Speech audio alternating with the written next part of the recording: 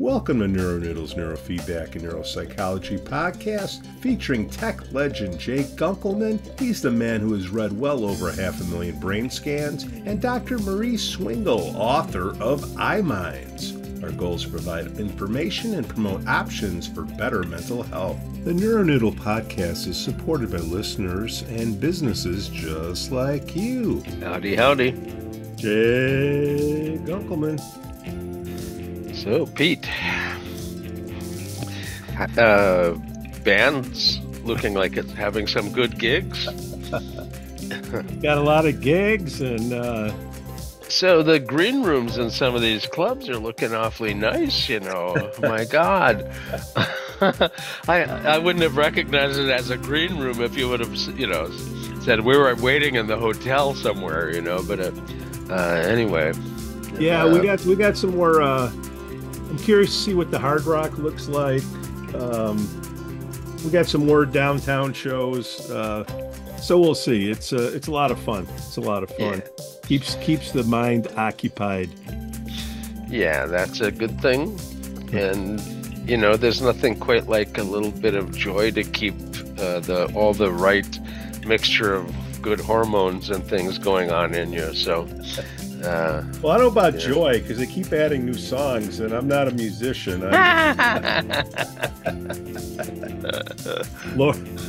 There's two professionals in the band, and then there's Laura and I. Actually, three professionals and Laura and I, and it's a challenge for us to. How's the keyboardist that's new for you guys? She's really good. She's really good. Sophie, she's in like 3 or 4 different bands, and she might be reaching tilt. But keyboard was what we've been missing all along.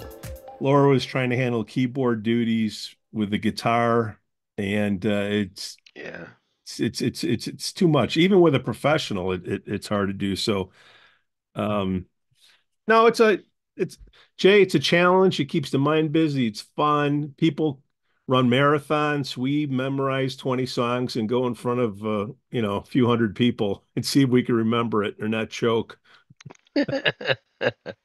Well, the bits of stuff I see online, it looks like you guys are having fun, and that's if the band is having a good time, the crowd's having a good time. Well, that's right. That's as long as we pay attention to the crowd. If they're not moving, we got to figure out something to move them. And unfortunately, when you're the opener, you're playing in front of sober people. So, although I saw that one video where the guy was trying to get up on stage with I just had to give him a little. That was the nicest, easiest ejection from stage I've seen, and I can imagine a good flipper, knocking him flat. But you ended up giving him a little fist bump, and at the end, it's all in fun. It's all in fun. Everything was fine, and but he realized that he was able to be one-handed, So well, it's it's a very powerful index finger. Yeah. So, Jay, what do you got on the plate? I had moo waves on the mind because we were talking about getting in the zone. Is that what we need to have happen so we don't have to worry about stage fright? We can concentrate on the music, or what is it?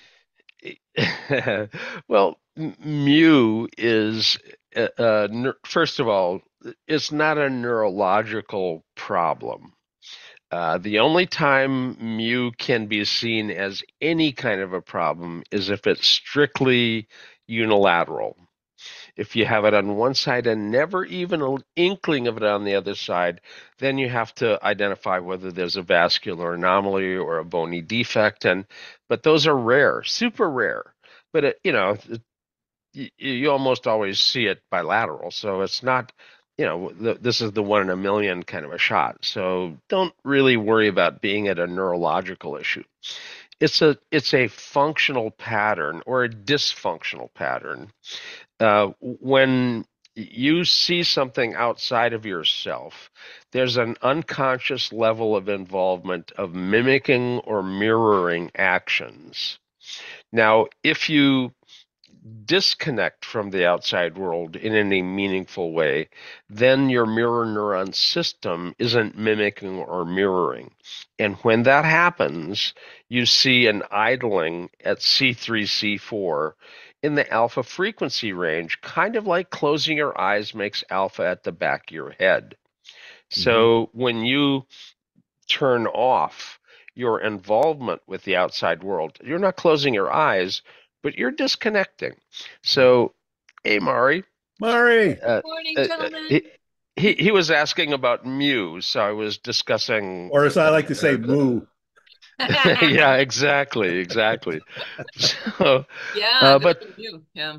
when the frontal lobe disconnects, it's like closing the eyes, making alpha at the back of the head, disconnecting from your motor neuron, from your mirror neuron involvement externally, creates mu centrally. And it's seen in 15% of the fully normal population.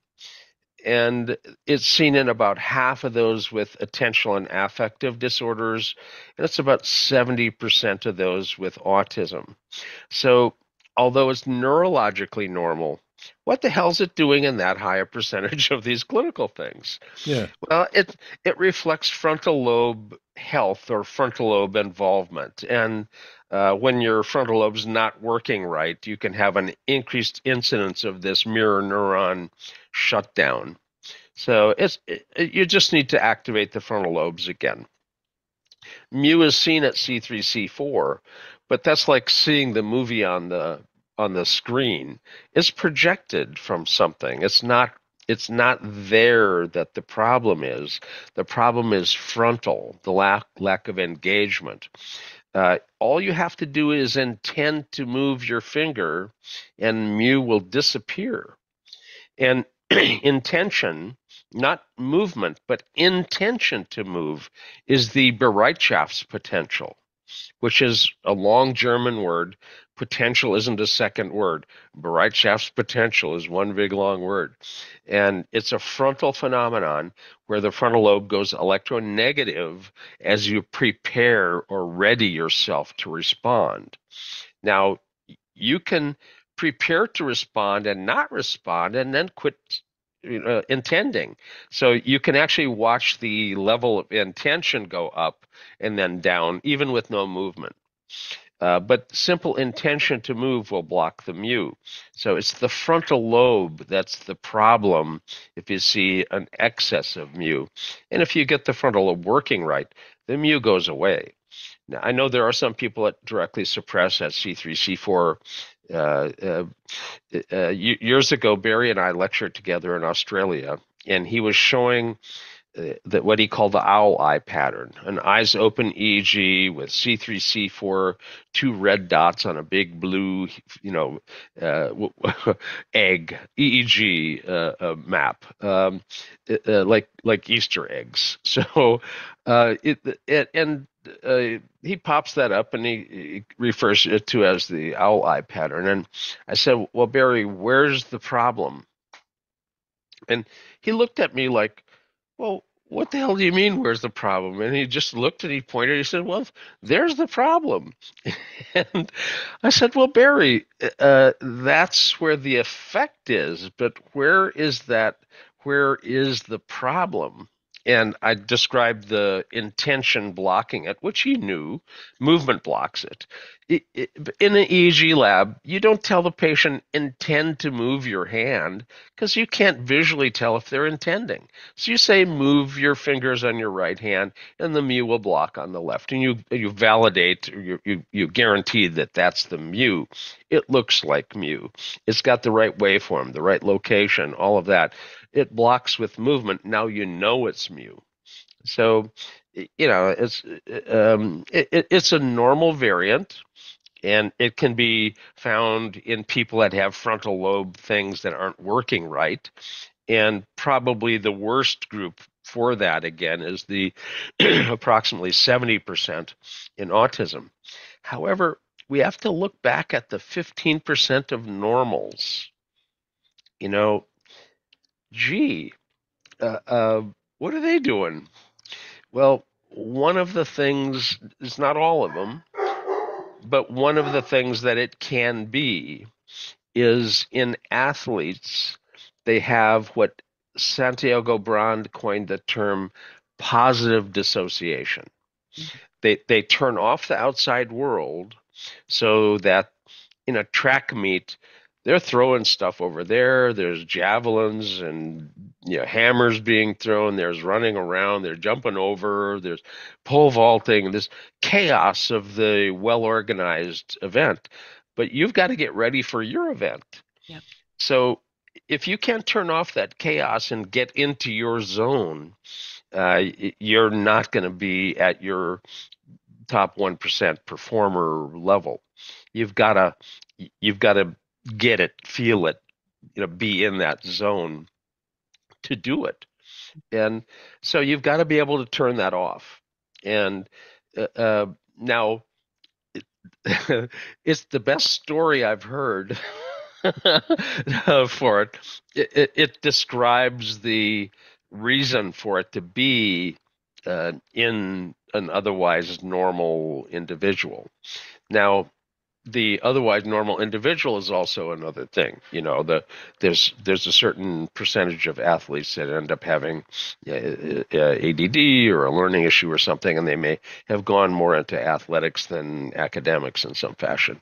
But that all thing being equal, if you're an athlete at the top 1%, you don't have that kind of a learning disability. I mean, give me a break. You wouldn't learn well enough along with the team and the coaching and stuff to make it to that level. You'd be great in high school, make it maybe into a college level somewhere, but the by the time you get into the 1%ers, Olympic level and pros, that it's winnowed down to a fairly narrow slice of population. So yeah.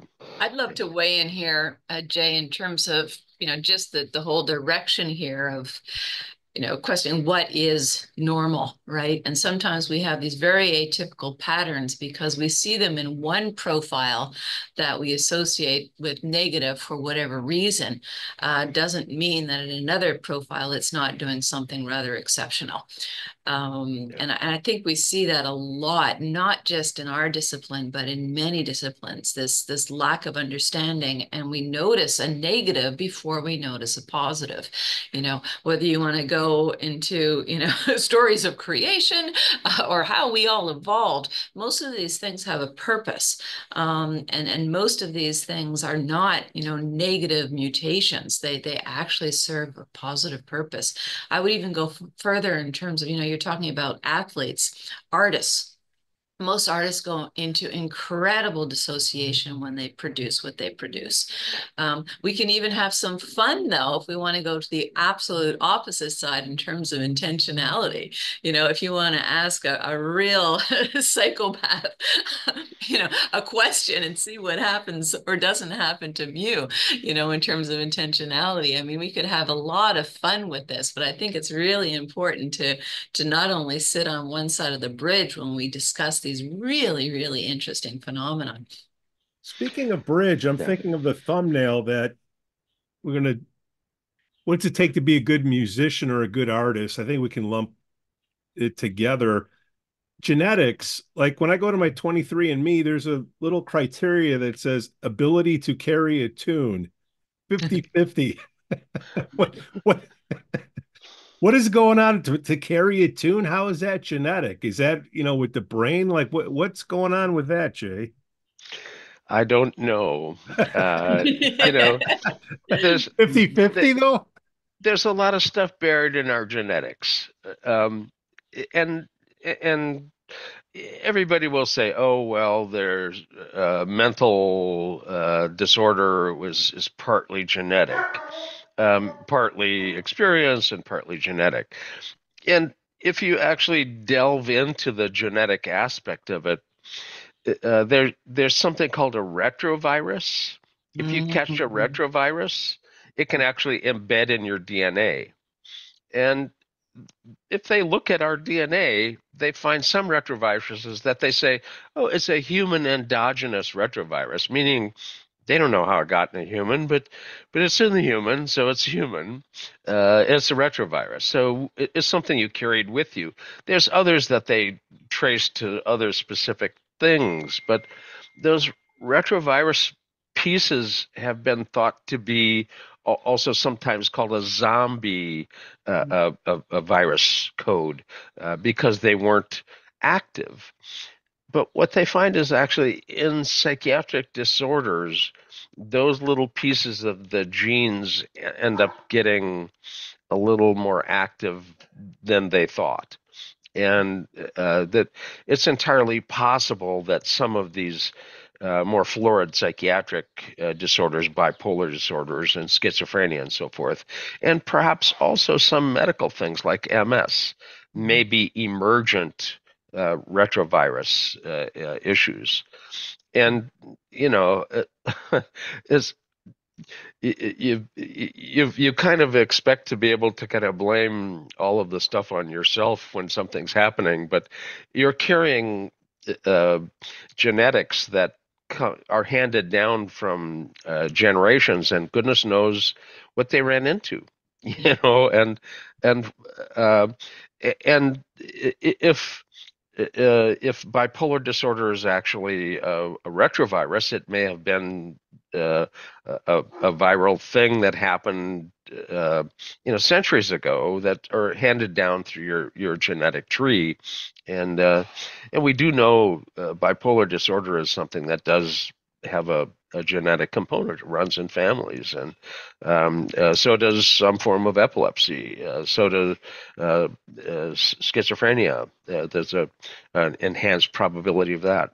Yeah. So This is where I we, think, we don't really know entirely what genetics are doing, yeah. but there's enough stuff in there for somebody to study for the rest of eternity. Yeah, where Mario, science gets fascinating and creepy. Yeah, perfect segue there, Pete. Like everything we don't know, but one of the things that we do know that just creeps me out, and I think everybody else, is like viruses stay in the body. Those buggers don't leave, and we're all really, really concerned about bacteria. Of course, perhaps that bacteria have the better ability to kill us.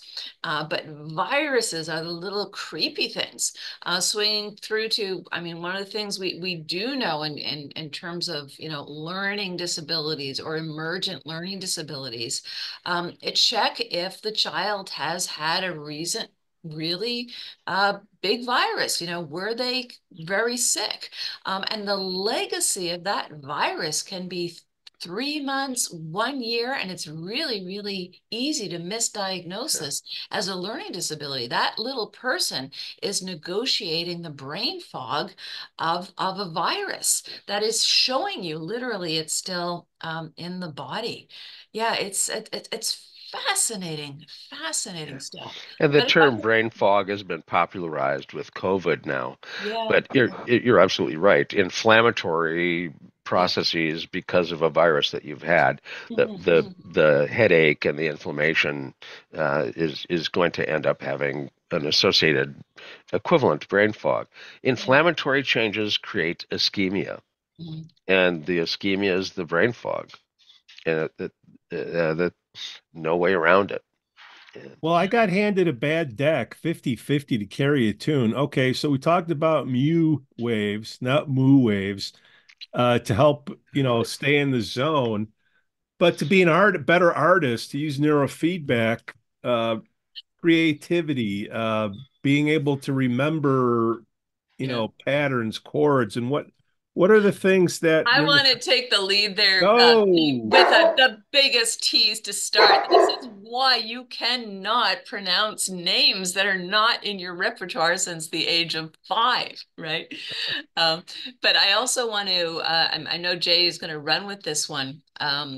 But in terms of if you look at extremely successful individuals within what we call the elite professions. Okay, sorry for the judgment there, but that's how the community or society views these. Almost exclusively, there has been musical training and musical proficiency. Okay, I'm not going to get into the difference between innate versus training, because we know where did I go? We know that many individuals actually hid their training for various cultural and popular reasons. We can get into the politics of that if we want. But, you know, there is a very, very strong alignment. And I really, again, put that into pattern recognition and the ability to follow patterns. It's through and through. What Jay repeats and I echo all the time is, if you really want to screw up your math program, take away your music program in the schools. You know, our taking away the arts is absolutely ridiculous. And I think it's one of the reasons why more kids are depressed and becoming these little drones and having all kinds of trouble in school. If you take away creative process or creative exploration, you take literally away the ability to learn and learn specifically patterns, which are involved in reading, which are involved in math, which are involved in writing. All those things we say we want to stop supporting arts to support. Ironically, you're doing exactly the opposite. How's that for a rant? How do I be a better bass player? That's all I want to know. Get a bass? Anything you want to master, you do 10,000 times, you know. So and for hours. That and as she said, you know, people were classically trained. That didn't mean they were very good necessarily while they were being trained. So there were a lot of them that practiced at home, and they didn't necessarily do concerts, you know. Yeah, I played piano until I had my fingers cut off, and that kind of puts an end to any piano career. I moved pianos after that. I didn't play them, but I had classical piano training, and the only really good thing that came out of my piano experience and training was that my one of my younger sisters was told, "No, you're too young.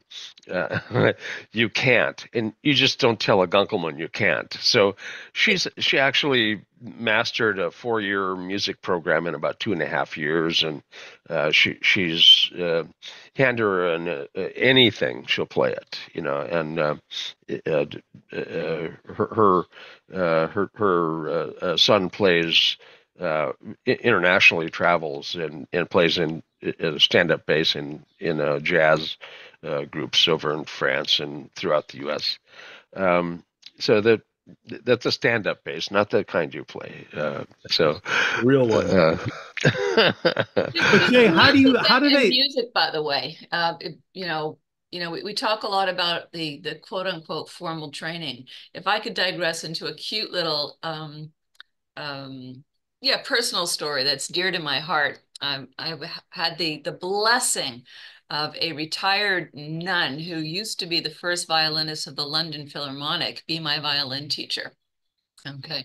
And I still remember what she said to my parents, which was, "A great violinist she will never be, but it will teach her grace and poise." But that's not actually true. I mean, that was kind of the attitude in the 70s. I mean, you know, grace and poise in females. But it taught me so much. And indeed, I never became a great violinist, but I did become a good singer. Okay, so what's the difference between piano, violin, and the ability to carry a tune? Right? So here we do kind of talk about the innateness versus the training. And sometimes they converge and sometimes they don't. You know, there is a mechanical component that individuals have difficulty with. There can be a motor component that individuals have difficulty with, okay, or not. People can really excel. So I guess my point is there are many components to music acquisition, and they all involve pattern, and they all involve some kind of recognition, auditory, sensory, etc. So we're not talking about the same thing when we're talking about musical training and or musical innateness. So I think it's really, really important. Jay, do you want to break that down a little further in terms of the difference?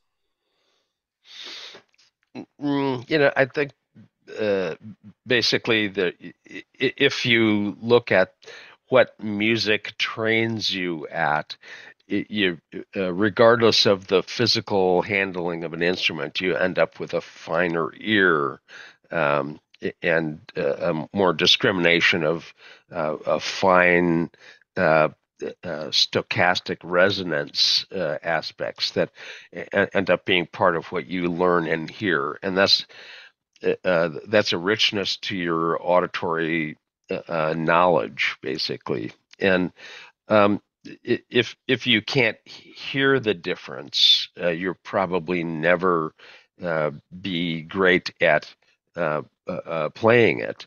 Um, in school, our music instructor, when I was very, very young, would come by, and he had a couple tuning forks, and he would hit a tuning fork and you'd hear the sound, and he would silence it, and he'd tell you to sing that note. And if you were dead on it, then he knew not only you could hear, but you could match. Your voice was trained well enough to match. And then after he was done with the kind of the hearing test across a bunch of kids, he would then come by and tap out a rhythm. Yeah, dump da dump dump dump dump dump dump dump. You'd have to match the pattern. And so he was seeing whether you had pitch resonance capability, and also whether you had the temporal timing aspect of it. And with those two simple tests, basically, he then assigned people kind of what kind of instrument. You've got good temporal, but you're not really very good with the tone. Well, you're a drummer. So you got all the Nice. timing, but you don't have to worry about the pitch because your drum is tuned.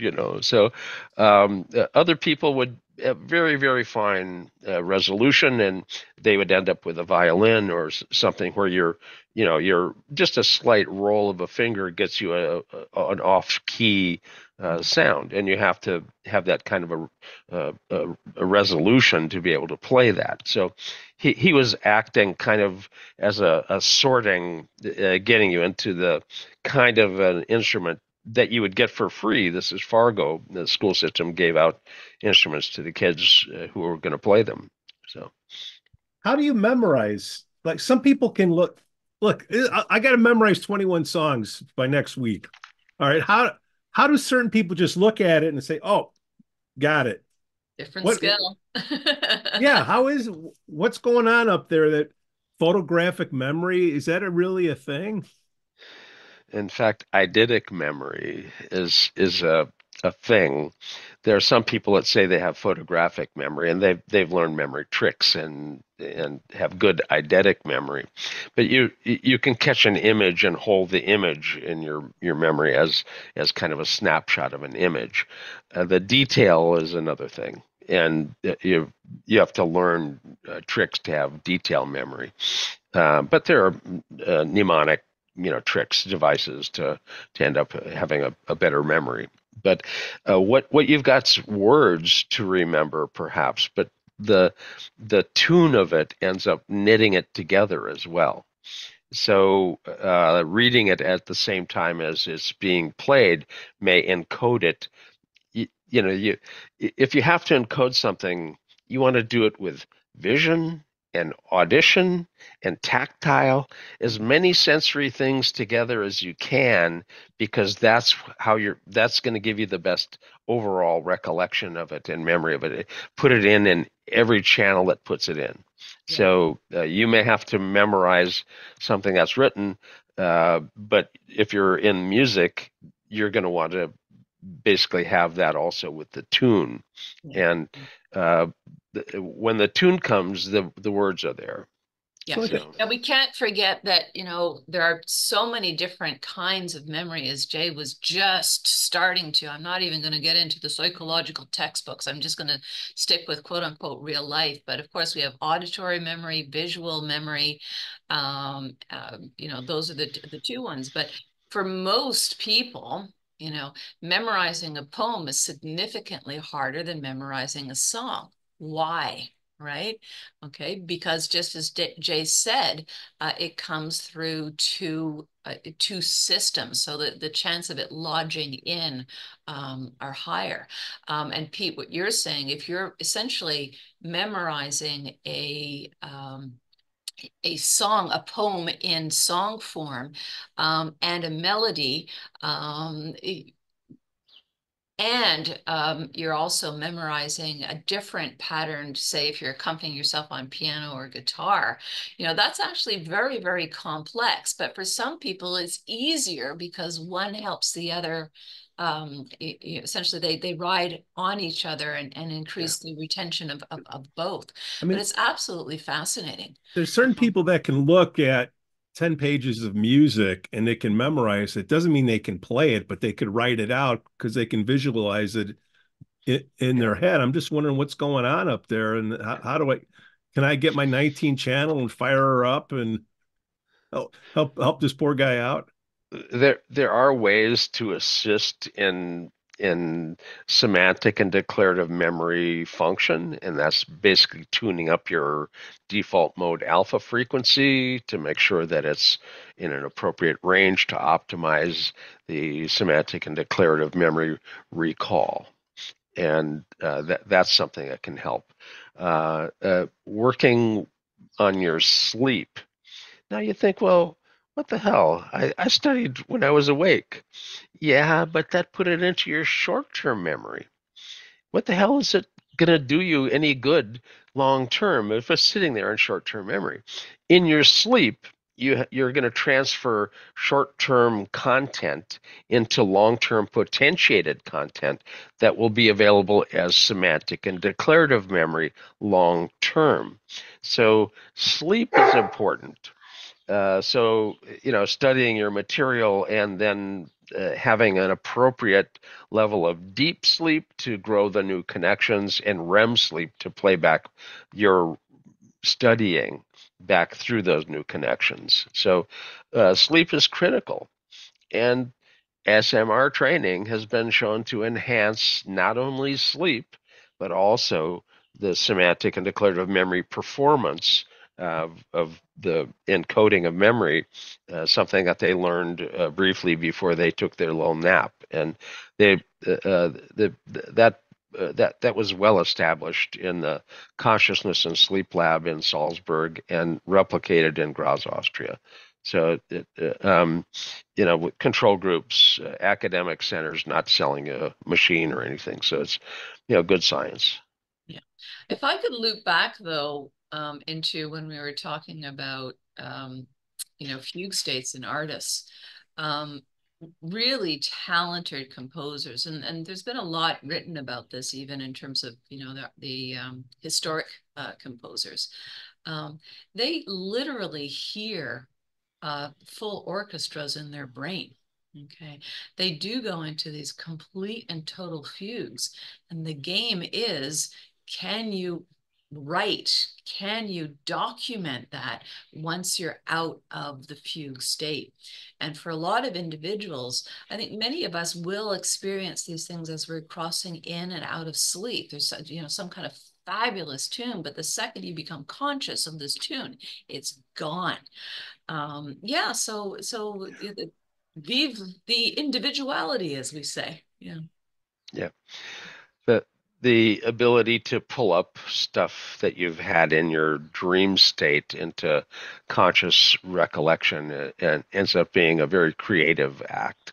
Um, the creation of organic chemistry, uh, they're studying carbon and how it hooks together, and all these linear models of the carbon bonding angle and everything. And the scientist who's studying this, heading home on the cable car, kind of dozes off.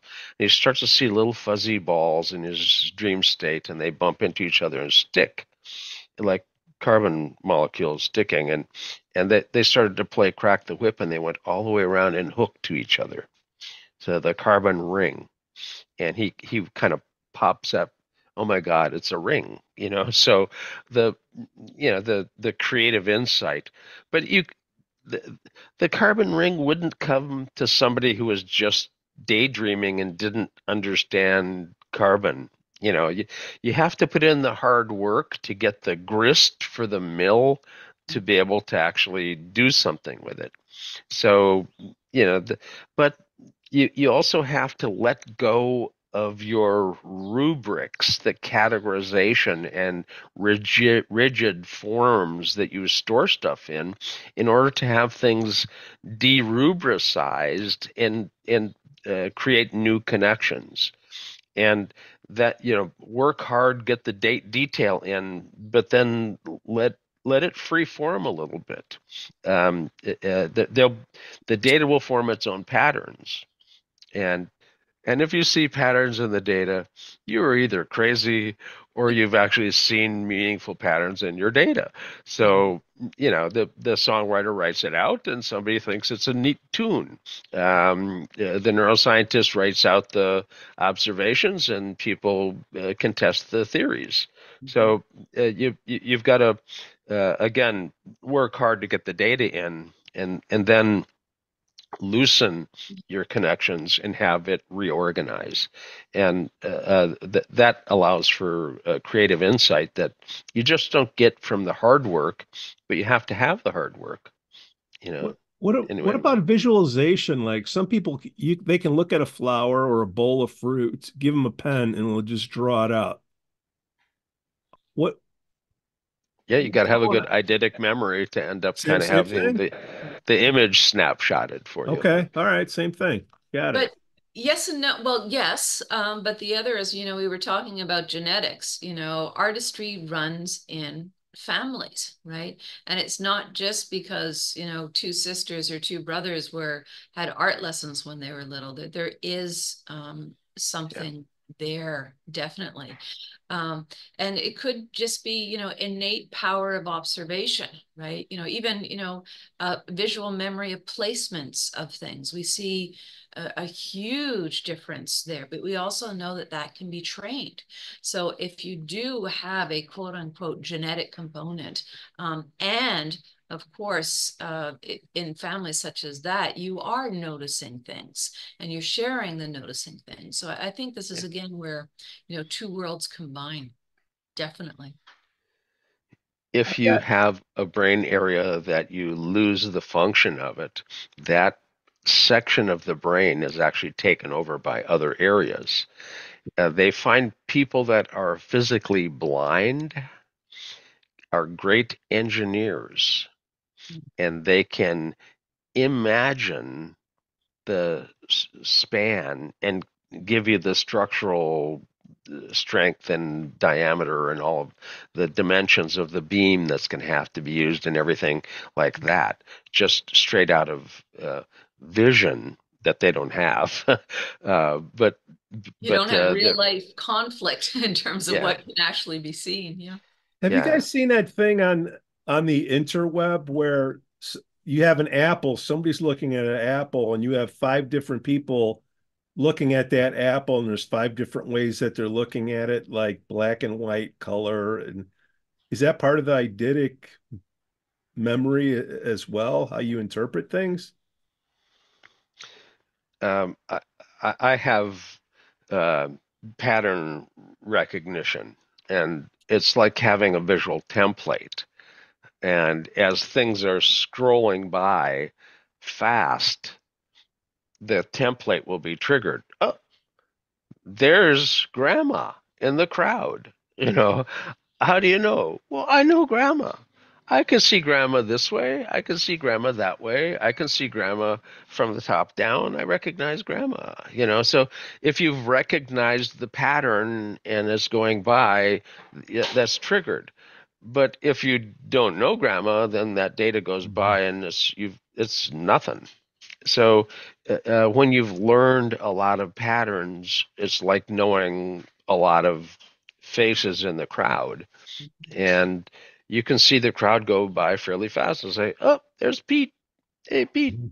So Well, Pete's easy to see anyway, so maybe Pete yeah. isn't the right example. Well, it's like That a three wasn't per an second, eclipse. like a 3 per second spike in wave. It stands out. So, um, but the patterns are there to learn, and like learning to play a bass, the 10,000 things to master something. Spending time looking at patterns ends up allowing you to then see them.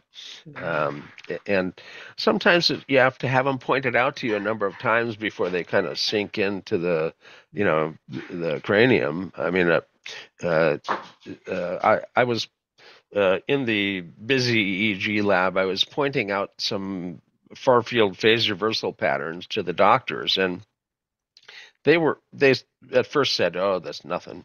Yeah, and I point out a whole bunch of them, and they start to kind of make fun of it. They called it a gunkel wave, which I didn't really truly appreciate. But You make a knife eventually, out of it? oh man. Anyway, they eventually realized that this is a meaningful finding. It wasn't something to just dismiss, and I point out some of these far field phase reversal things when I'm looking at raw waveforms with groups of people, and I have to kind of underline the waveforms with a pen on the screen a few times before they can recognize them as they're going by. So but it's that pattern recognition that ends up allowing the higher level interpretation of anything. I mean, um, how many times you've played the chord patterns and chord changes, and that your hand motor memory, you can play the guitar without the guitar. So We're talking, uh, I think, here about both ability and training. And I think that's really important. I think you can train up ability as well. And I don't know whether we should slide into the next topic, or one of the things that's dear to my heart is, where are children getting their training now? A lot of this is online, very, very fast scrolling or fast speeds meant to entertain slash entrain the brain into keeping attention, for commercialization, as opposed to looking at patterns in nature, taking the quiet time to notice things, followed by the commencement of intrigue, where people want to explore a little bit more. And I'm really, really concerned that that's happening less and less and less and less. So children are not being provided with those opportunities, and when they do have the opportunities, they're bored because they cannot see. It's not like they don't want to see; they cannot see, and therefore, what they're seeing is of no interest. So, I think that's not just a philosophical comment. I think that's yeah. a dangerous cultural trend here. When Doc, you're face to face with a teacher, the teacher can see if the class is getting it Mhm. or whether they're all looking like, what? You know, uh, and if they're not getting it, a good teacher is going to figure a way to back over the material and use another analogy until Yeah. people start to get the little light bulbs of recognition. At least they hope to see some of that in a classroom. You know, yeah, if they But get enough even I was sleep. talking more about sitting yeah, by a lake or an ocean and noticing waves and wave patterns, or walking through a forest and noticing how light changes through leaves, or noticing that the leaf patterns are different and noticing that the colors are different. I mean, this is a form of visual training that is just not occurring in childhood. I think that's very, very different than what we call overt teaching. I mean, the comments converge at a certain point. The loss of the interaction with a teacher who sees the patterns of not paying attention, and then opportunity exposure to notice patterns and become interested in patterns. Yeah. Years ago in the neurofeedback world, the equipment line that was popular was the Autogen equipment line, and their engineer was Jim Freeman, and he left the EG neurofeedback world and went into Silicon Valley, and he became a bazillionaire down there doing something. So, but I back in this early 70s, at the Biofeedback Research Society meeting in Silmar, we went a little further down the coast and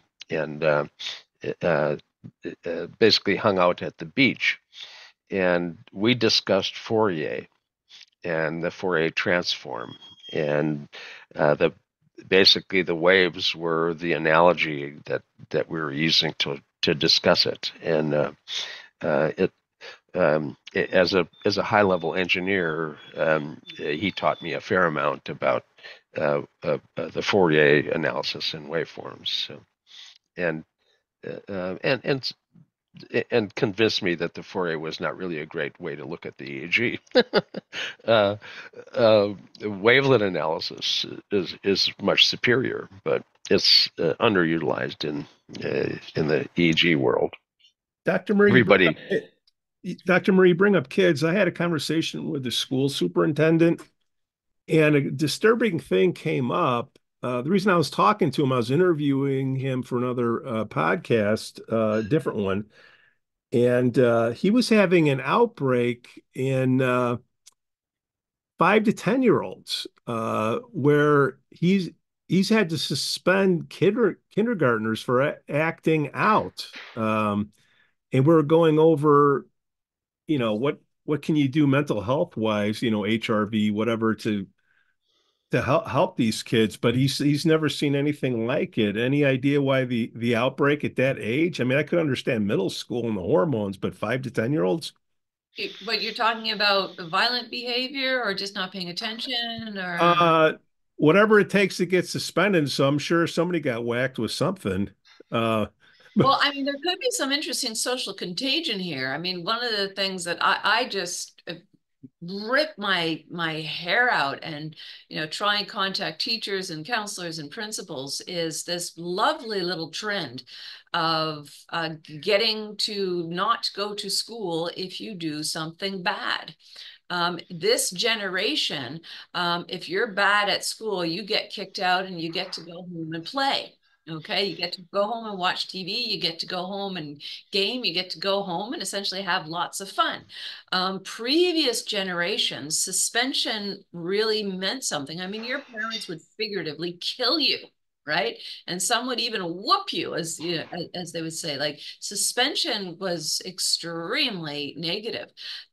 So I think that's one of the things we have to put on the table, that essentially we are rewarding children now for bad behavior. Okay, so that's one to first put on the radar, and the kids could be catching on to this. It's like, hey, we want a day off, let's act out. Okay, there could be other components. I mean, when it's all happening in the school, there could be elements in the diet. There could be some form of virus going around, looping back to what we were talking about. There could be an issue with classroom management. There could be all all kinds of things. And of course, the lack of a training of impulse control, the lack of training of attention that happens with too much time online, where they just cannot focus in the classroom. The issue that came up was that parents were complaining that when the kids were acting out and they were reintroduced back to the classroom and did it all over again, and it became an issue. And you can only blame COVID for so long. I mean, is that always going to be, this is an affluent community that this is happening in, and maybe money's got something to do with it, or the parents using the cell phone early on in life, or they're trying to get it. If you didn't get any exposure to other people around you and your behavior isn't fed back to you, you don't end up having the prosodic perceptual capability. Your behavior is modulated to a certain extent by how you see others react. And if you don't see others react because you're not sensitized to those reactions, you haven't seen that, you don't pick up on it. Very good point. If you've been raised in a home where you are the center of the universe, and all of a sudden you get to a group where you're not the center of the universe, most little munchkins will tantrum under those circumstances. Yeah. And there's oppositional defiance, and that obsessive compulsive, oppositional defiant, anterior cingulate. There's a lot of times where the instructor doesn't understand that. OCD, the cingulate is primitive. It's limbic, and its drives are primitive. It's motivated towards something, and you try to get little Johnny to go play in another area with the kids. You're moving little Johnny's limbic system from what it's focused on to something else. The limbic system doesn't understand adult stuff, so it basically views that as an attempt to kill it. You're trying to get me away from what I'm focused on. That's essentially a threat to its existence. So little Johnny has a reaction that's over the top to, little Johnny, please go play with the other kids, and he goes kaboom. Well, if you don't understand that he's got an OCD, ODD thing going on, you're going to push harder, and he's going to blow up. If you understand he's got an OCD, ODD, you end up having to use kind of reverse psychology to trick him into going over and playing with the other kids. And it's difficult to end up being good enough neuropsychologically as a teacher to handle all of the nuance of everybody at the same time in a classroom with 35 kids in it. So yeah, we're talking about the perfect convergence here. We're talking about this social isolation in terms of not knowing group rules, not knowing that you are not the center of the universe. We're probably also talking about teachers and classroom management. I mean, I'm going to digress a little bit, but gosh, 20 years ago here, we had one region where I think it was like 70% of the young males from 7 to 9 were being prescribed methylphenidate. There was nothing wrong with that population of male children. There was something wrong with the school system. There was something wrong with the teachers in that region and the local physician that kept on prescribing. Okay, so there's so many things going on here, but I think, yeah, probably kids were not socialized in a different environment. And if this was if this is a demographic of privilege, Pete, they're probably very, very used to getting their own ways. And why wouldn't they continue to want their own ways in a community where they don't know the rules yet? Well, they're blaming the teachers, and they're trying to teach the teachers de-escalation skills like the police. You got kids 2 hours less sleep, right, Jay? Yeah. You cram sugar in their pie holes, okay, and you don't watch them, and then you send them off to school, and then the parents say, "Hey, it's not my fault; it's your fault." Yeah, and environments where there are no rules typically, and then the children go to an environment where there are both social rules and management rules and scholastic or learning expectations. That's a Yeah. big change, a big change. And Yeah. there are some fabulous schools, you know, and there are public schools that are fabulous schools. You don't have to go to a private academy to necessarily get a top level of education. It's available in public school too. It's difficult. We end up with a hierarchy of different kinds of family structures that end up sending kids to school. We have different cultures that send kids to the same school. In California, you can have some of the most socially diverse groups collected together as a school class, and it's difficult to end up managing all of that for anybody, and the schools end up doing a reasonably good job of it. If I could just interrupt here and do a shout out to teachers, we very often, and I am sometimes very, very guilty of this, of being critical, but there are, pardon me, I'm going to swear, there's some damn good teachers out there. Okay. And we really, really need to support them. And teachers, just like a lot of healthcare workers, are burning out. They just are not getting, whether it's the political support within the school system, that there's all of this medicalization of education as opposed to education for education. There are a lot more issues that teachers are facing in terms of parental demands, all these emails for parents, et cetera, et cetera. And a lot of teachers are really burning out, not to mention, again, the class size. So, kudos to a lot of the teachers. But how many people have to say that it takes a village to raise a child? You're talking about parents, you're talking about teachers, you're talking about community, you're talking about friends, you're talking about, right? And there are multiple failures at multiple levels of the environments, the rings around a child. There are multiple failures now, and surprise, surprise, we see a lot of this manifest in school. Yeah. And there's more and more government intervention on what can be taught or how it can be taught. And when you're telling a history teacher that they can't teach about something in history because it's not a thing that's politically accepted, what you can't teach what you know is Or true. telling parents that You're they going to go don't have a somewhere right to else. know what goes on in Yeah. school, or they don't have a right to know So, something about their child. It's in Texas, they couldn't find enough teachers.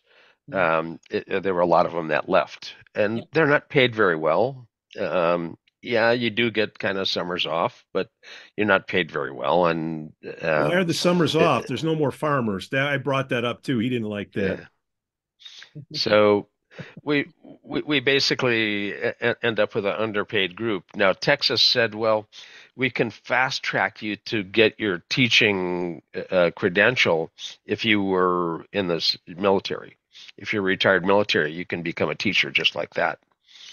Oh, it isn't like every retired military person wanted to just like that become a teacher. So it didn't fix their problem. I mean, the core problem is you don't respect them, you don't pay them, they're going elsewhere, and for the normal reasons that people go elsewhere. Any business that treats their employees poorly end up seeing a lot of attrition, and the products that they produce sometimes are the what they call a Friday car, something made on the last shift of the last day of the week for something, is, is that the right door? Over at Neuralink. Yeah. Oh man. All right, I'm not going there, Jay. I'm not going there. The first patients, 75% of all the threads that they put in have retracted. But they turned up the sensitivity and now they have a higher data rate. Well, what's a data rate got to do with anything? You lost your sensors, So, and now they're going for a second patient. They killed 10 monkeys. Now they lost their first patient. It's not really working, and now they're trying to get permission to do it in the second one. So why'd I poke the bear, Murray? Sorry, Why'd I poke the bear? well, we got to do it sometimes. I mean, I'm game to go places. Hey, there we go. Jake Unkelman, Dr. Marie Swingle. That's one of hell of a podcast. One of these times we'll have to get Niels Berbaumer from Germany on the show with us to talk about brain-computer interface and the reality of it, not the fantasies that people have. I'll see if I can't get in touch with him. He's still alive and doing well. So let's get him on, Jay. Perfect. Yeah. Speaking of which, I think I might also have a guest to propose in terms of producing music, like true music, compositions that promote specific brainwaves. She propose, invite. Let's go. Okay. All right. I'll reach out and then send it to you, Jay. Pete. Jay, Marie, have a great weekend. Great podcast. Great to see you all. Bye-bye. Bye-bye. The NeuroNoodle podcast is supported by listeners and businesses just like you.